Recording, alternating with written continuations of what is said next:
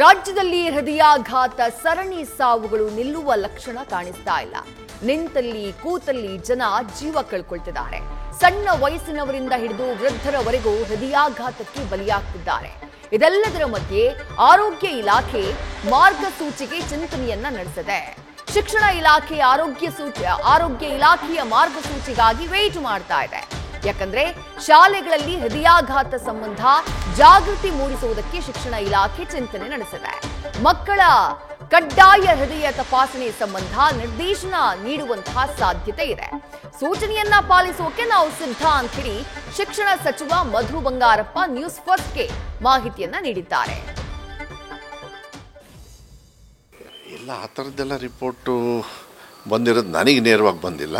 ಅದನ್ನೆಲ್ಲ ಸ್ಟಡಿ ಮಾಡ್ತೀವಮ್ಮ. ಏನೇ ಆಗಲಿ ಒಂದೇ ಸತಿಗೆ ಗಾಬರಿ ಮಾಡ್ಕೊಳ್ಳೋದು ಬೇಡ. ಈಗ ಎಲ್ಲೋ ಕೋವಿಡ್ ಇದೆ ಅಂಥೇಳಿ ನಾನು ಜಾಸ್ತಿ ರಿಯಾಕ್ಟ್ ಮಾಡಲಿಲ್ಲ. ಯಾಕೆಂದರೆ ಒಂದೇ ಸತಿಗೆ ಗಾಬರಿ ಆಗಿಬಿಡ್ತಾರೆ, ಸ್ಕೂಲ್ ಶುರುಗಳು ಆಗ್ತವೆ ಅಂತ. ಅದಕ್ಕೆಲ್ಲ ಗೈಡ್ಲೈನ್ಸ್ ಇರ್ತದೆ, ಹೆಲ್ತ್ ಡಿಪಾರ್ಟ್ಮೆಂಟ್ ಗೈಡ್ಲೈನ್ಸ್ ಮೂಲಕ ನಾವೇನಿದೆ ಅದನ್ನು ಅಡ್ವೈಸರ್. ಬಿಕಾಸ್ ನಾನು ಡಾಕ್ಟರ್ ಅಲ್ಲ, ನನಗೆ ಅಡ್ವೈಸ್ ಮಾಡೋ ಕೆಪಾಸಿಟಿನೂ ಜಾಸ್ತಿ ಇರಲ್ಲ. I depend on health department. ಅವ್ರೇನು ಗೈಡೆನ್ಸ್ ಕೊಡ್ತಾರೆ ನೀವು ಕೇಳಿರೋ ಪ್ರಶ್ನೆಗೆ ಆ ರೀತಿ ಅದು ಕ್ರಮೇಣ ನಡೀತಾ ಇರ್ತದೆ. ಯಾಕೆಂದರೆ ಚೆಕಪ್ಸು ಟೆಸ್ಟು ಎಲ್ಲ ನಡೀತಾ ಇದೆ ಹೇಗಿದ್ರು. ಅದ್ರ ಜೊತೆಗೆ ಇದನ್ನು ಕೂಡ ನೋಡ್ತಕ್ಕಂಥದ್ದು ಮಾಡ್ತಾರೆ. ಇಲ್ಲ as it is nothing, but it will be on the advice of health department. ಅವ್ರೇನು ಅಡ್ವೈಸ್ ಮಾಡ್ತಾರೆ ಅದ್ರ ಮೇಲೆ ನಾವು ತೀರ್ಮಾನವನ್ನು ತಗೊಳ್ತೀವಿ. ಮತ್ತಷ್ಟು ಡೀಟೇಲ್ಸ್ ನಮ್ಮ ಪ್ರತಿನಿಧಿ ಸತ್ತಾರ್ ನೀಡ್ತಾ ಹೋಗ್ತಾರೆ. ಸತ್ತಾರ್, ಮೊನ್ನೆ ಸಬ್ಮಿಟ್ ಆಗಿರೋ ಟೆಕ್ನಿಕಲ್ ಕಮಿಟಿಯ ವರದಿಯಲ್ಲೂ ಕೂಡ ಶಾಲೆಗಳಲ್ಲಿ ಹೃದಯ ತಪಾಸಣೆ ಬಗ್ಗೆ ಉಲ್ಲೇಖ ಇದೆ ಎನ್ನುವಂತ ಮಾಹಿತಿ ಇದೆ. ಅದರ ಜೊತೆಗೆ ಖಾಸಗಿ ಶಾಲಾ ಒಕ್ಕೂಟಗಳು ಕೂಡ ಹೃದಯ ತಪಾಸಣೆಗೆ ಸಂಬಂಧಪಟ್ಟ ಹಾಗೆ ಸರ್ಕಾರದಿಂದಾನೇ ಸೂಕ್ತವಾದಂತಹ ಗೈಡ್ಲೈನ್ಸ್ ಬರಬೇಕು ಅನ್ನುವಂತಹ ಮನವಿಯನ್ನ ಮಾಡಿಕೊಂಡಿದ್ದಾವೆ. ಶಿಕ್ಷಣ ಸಚಿವರು ಆ ಬಗ್ಗೆ ಮಾತನಾಡಿದ್ದಾರೆ.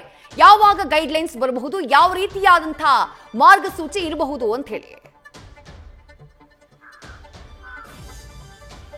ವಿದ್ಯಾಶ್ರೀ, ರಾಜ್ಯದಲ್ಲಿ ಹೆಚ್ಚುತ್ತಿರುವ ಹೃದಯಾಘಾತ ಪ್ರಕರಣಕ್ಕೆ ಸಂಬಂಧಪಟ್ಟ ಹಾಗೆ ಅದರಲ್ಲೂ ಕೂಡ ಪ್ರಮುಖವಾಗಿ ಮಕ್ಕಳಲ್ಲಿ ಕೂಡ ಹೃದಯ ತಪಾಸಣೆ ಮಾಡಬೇಕು ಅನ್ನೋ ತಜ್ಞರ ಸಲಹೆ ಮೇರೆಗೆ ಈಗಾಗಲೇ ಆರೋಗ್ಯ ಇಲಾಖೆ ಕೂಡ ಒಂದು ವರದಿಯನ್ನು ಸಿದ್ಧಪಡಿಸಿದೆ. ಈ ಬಗ್ಗೆ ಇವತ್ತು ಮಧ್ಯಾಹ್ನ 12 ಗಂಟೆಗೆ ಆರೋಗ್ಯ ಸಚಿವರಾಗಿರುವಂತಹ ದಿನೇಶ್ ಗುಂಡೂರಾವ್ ಅವರು ತಮ್ಮ ಇಲಾಖೆ ಅಧಿಕಾರಿಗಳ ಜೊತೆ ಸಭೆ ನಡೆಸಿ ಶಾಲೆಯಲ್ಲಿ ಯಾವಾಗ ಇದನ್ನು ಮಾರ್ಗದರ್ಶನ ಅಂದ್ರೆ ಯಾವಾಗ ಅನುಷ್ಠಾನ ಮಾಡಬೇಕು ಅನ್ನೋ ನಿಟ್ಟಿನಲ್ಲಿ ಒಂದು ಚರ್ಚೆಯನ್ನು ಕೂಡ ಮಾಡಿದ್ದಾರೆ. ಯಾಕೆ ಇದಿಷ್ಟು ಇಂಪಾರ್ಟೆಂಟ್ ಅನ್ನೋದು ನೋಡ್ಬೇಕಾಗುತ್ತೆ. ಈ ಹಿಂದೆ ರಾಜ್ಯದಲ್ಲಿ ನಡೆದಂತಹ ಒಂದಿಷ್ಟು ಹಾರ್ಟ್ ಅಟ್ಯಾಕ್ ಸಾವಿನ ಪ್ರಕರಣ ಸಂಬಂಧ ನಡೆದಂತಹ ಒಂದು ಡೆತ್ ಅಡಿಟ್ ಆಗಿರ್ಬೋದು, ರಿಪೋರ್ಟ್ ನಲ್ಲಿ ಒಂದು ವಿಚಾರ ಸ್ಪಷ್ಟವಾಗಿ ಉಲ್ಲೇಖ ಆಗಿತ್ತು. ಯಾವಾಗ ಅಂದ್ರೆ ಹೃದಯಾಘಾತ ಯಾವಾಗ ತೀವ್ರ ಪರಿಣಾಮ ಬೀರುತ್ತೆ ಅನ್ನೋದು ನೋಡೋದಾದ್ರೆ, ಯಾವುದೊಂದು ವ್ಯಕ್ತಿಯ ದೇಹದಲ್ಲಿ ಆತ ಹೃದಯ ಸ್ತಂಭನ ಆಗುವಂತಹ ಕೆಲ ದಿನಗಳ ಮುಂಚೆ ಲಘು ಹೃದಯ ಸ್ತಂಭನ ಆಗಿರುತ್ತೆ. ಅದು ಆತನಿಗೆ ಗೊತ್ತಾಗಿರಲ್ಲ.